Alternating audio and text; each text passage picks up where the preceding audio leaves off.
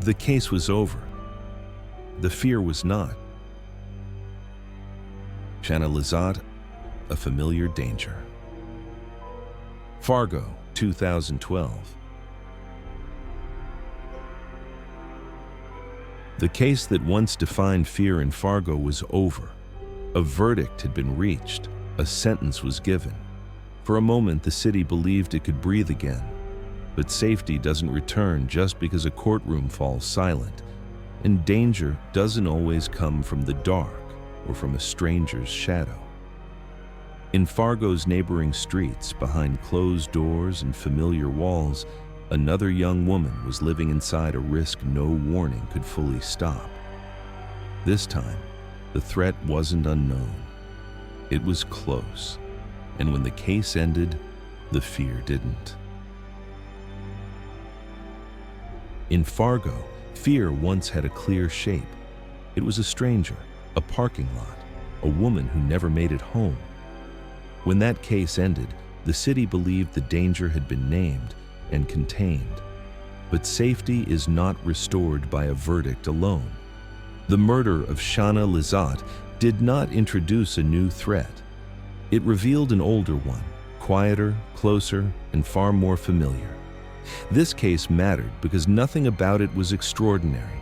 There was no random attack, no unknown suspect, no warning signs discovered too late. The risk had been visible. The relationship was known. The history of violence had already begun. And still, the system failed to interrupt what everyone feared might happen. Shanna's case forced Fargo and Moorhead to confront a difficult truth. Sometimes the danger is not outside the door, it is already inside. The risk was not hidden, it was already known. Shanna Lizotte was 22 years old. She lived in Moorhead, Minnesota, a small city directly across the river from Fargo. Her life did not draw attention. She worked, spent time with people she knew, and moved through familiar streets that felt ordinary and safe. There was nothing about her routine that suggested she was in danger. Shanna was not missing. She was not hiding. She was not running from her life. She was a young woman trying to move forward. Those close to her later described a relationship that had become increasingly difficult. There were signs of control, moments of fear, attempts to step away. This was not a secret threat, it was a known one. By the time Shanna tried to create distance, the risk already existed, documented, visible, and quietly escalating. Her story mattered because it was not unique. It reflected a pattern seen far too often in small communities, where danger doesn't announce itself and warning signs are recognized, but not always stopped. Shanna Lizotte was not defined by how she died. She was defined by the life she was trying to protect. In 2012, Shanna Lizotte was in her home in Moorhead, Minnesota, a place that should have represented distance, not danger. There were no signs of a disappearance, no sudden break in routine that would have raised immediate alarm. What unfolded that day happened quietly, away from public view, inside a space meant to be private and safe. At some point, Shanna came into contact with someone she knew well. The encounter was not random. It was not unexpected in the way stranger attacks often are. The two had a shared history, one already marked by tension and fear. What began as an interaction quickly escalated into violence. Inside the home, the situation turned fatal. Shanna Lizotte was killed during the encounter. There was no evidence of an outside intruder, no indication that anyone else was involved. The violence did not spill into the street or draw immediate attention. It ended where it began.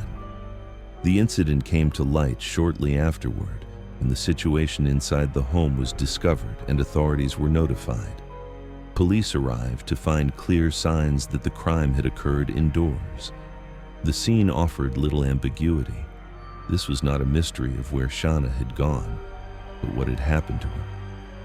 From the earliest moments, investigators understood that this was not a case involving an unknown suspect. The circumstances pointed inward, towards someone already connected to the victim. The question was no longer whether a crime had taken place, but how a known risk had reached its final outcome. What happened to Shanna Lizotte did not unfold over weeks or months. It did not involve a long search or unanswered whereabouts. It happened in a confined window of time, driven by an existing relationship and a pattern of behavior that had been building long before that day. By the time the scene was secured, the most important facts were already clear. Shanna Lizotte was dead. The danger had not come from outside her life, it had come from within it. From the moment officers arrived at the scene, the investigation followed a clear direction. There were no signs of forced entry, no evidence suggesting the presence of a stranger. The crime had occurred inside the home, within a controlled and familiar environment. Investigators focused immediately on Shanna Lizotte's close personal relationships. Attention quickly turned to her former boyfriend, Chris McLean. The two shared a documented history, one that included reports of conflict and prior violence. This was not information discovered late in the investigation. It was known early, forming a critical part of the case from the beginning. As detectives interviewed those close to Shanna, a consistent picture emerged. The relationship had become increasingly unstable. There had been attempts to create distance, moments when fear had replaced trust. These accounts aligned with what investigators already suspected. The risk was neither sudden nor invisible. Physical evidence collected at the scene supported the same conclusion. There was nothing to indicate the involvement of another person, no alternative timeline, no competing suspect. The facts pointed in one direction, reinforcing what the personal history already suggested. Chris McLean was taken into custody and formally questioned. Investigators confronted him with the evidence, the timeline, and the nature of his relationship with the victim. The case did not hinge on speculation or circumstantial gaps. It rested on a convergence of known risk, direct connection, and physical proof. The investigation moved quickly, not because it was rushed, but because it was clear. Shanna Lizotte had not been targeted by chance. She'd been killed by someone already inside her life, someone whose behavior had raised concern long before it ended in violence. The case moved to court without delay. From the beginning, the focus remained narrow and factual, centered on evidence rather than narrative. Prosecutors outlined a clear sequence of events, supported by physical findings, witness statements, and the documented history between Shanna Lizotte and the man accused of killing her. The prosecution emphasized that this was not an isolated act of violence. It was the final escalation of a relationship already marked by control and fear. The court heard how warning signs had existed long before the day Shanna was killed, and how those signs had failed to stop what followed. The defense did not dispute the core facts of the case. Instead, efforts were made to lessen responsibility and reframe intent. These arguments did little to challenge the evidence itself, which remained consistent and direct. After reviewing the facts, the court reached its verdict. Chris McLean was found guilty of murder. The sentence reflected the seriousness of the crime, resulting in a long-term prison term intended to remove the threat permanently. For the legal system, the case was resolved. A verdict was entered. A sentence was enforced. On paper, justice had been served. For Shanna Lizotte's family, the verdict did not mark an end. It marked a line between what could still be hoped for and what had already been lost. No sentence could return a life interrupted or erase the knowledge that the danger had once been known and still allowed to reach its final point. In Moorhead and across the river in Fargo, the case left a quieter impact. There were no marches, no lasting headlines. Instead, there was unease, a growing recognition that safety could not always be measured by solved cases or convicted offenders. The murder of Shanna Lizotte did not change the city's routines, but it changed its awareness. The idea that danger only arrived from the outside no longer held. This case forced a reckoning with risks that existed within familiar relationships, beyond the reach of streetlights and patrol cars. For the justice system, the case was closed, but for the community, it raised questions that remained unanswered. What protection truly exists when warning signs are known? And how many times can a system respond only after it is too late? The case was over. The fear was not. In cases like this, silence often follows the verdict. There are no press conferences, no lasting public discussions, and no visible change in daily routines. Life in Fargo and Moorhead continued much as it always had, quietly, predictably, without acknowledgement of how close the danger had been. This kind of violence does not disrupt a city's image, it settles into it. It becomes something people avoid naming, even as similar risks continue to exist behind closed doors.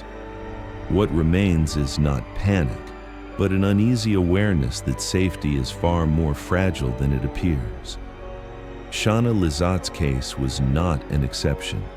It fit into a pattern that communities often struggle to confront, one where warning signs are visible, intervention is limited, and accountability arrives only after harm has already occurred.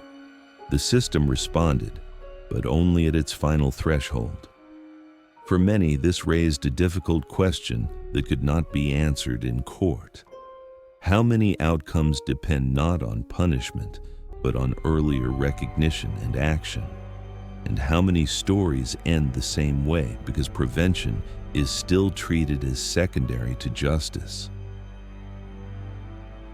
Shanna Lizotte's story did not reveal a hidden predator or an unsolved mystery. It revealed something far more unsettling: how visible danger can still move forward when systems respond too late. The courtroom delivered a verdict. The sentence removed one man from the streets. But safety is not restored by punishment alone, and prevention cannot begin after violence has already occurred. Stories like this do not end when the case is closed. They remain in the spaces where warning signs were seen and in the silence that followed. Because remembering is not just reflection, it is responsibility.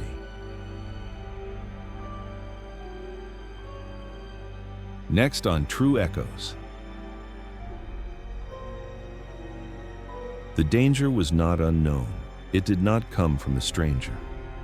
In the Fargo area, a familiar relationship turned fatal, leaving behind a case defined not by mystery, but by what could no longer be ignored.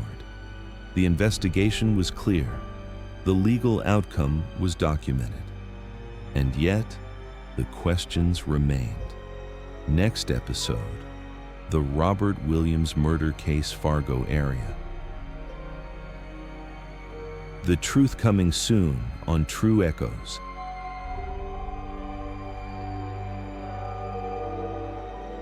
Some cases end with a verdict, others leave behind questions. Shanna Lizotte's story was not about mystery. It was about a danger that was already known. Because remembering is not just reflection, it is responsibility. What do you think? Where do you believe the system failed in this case? Share your thoughts in the comments. And step into the echoes of truth. To be continued.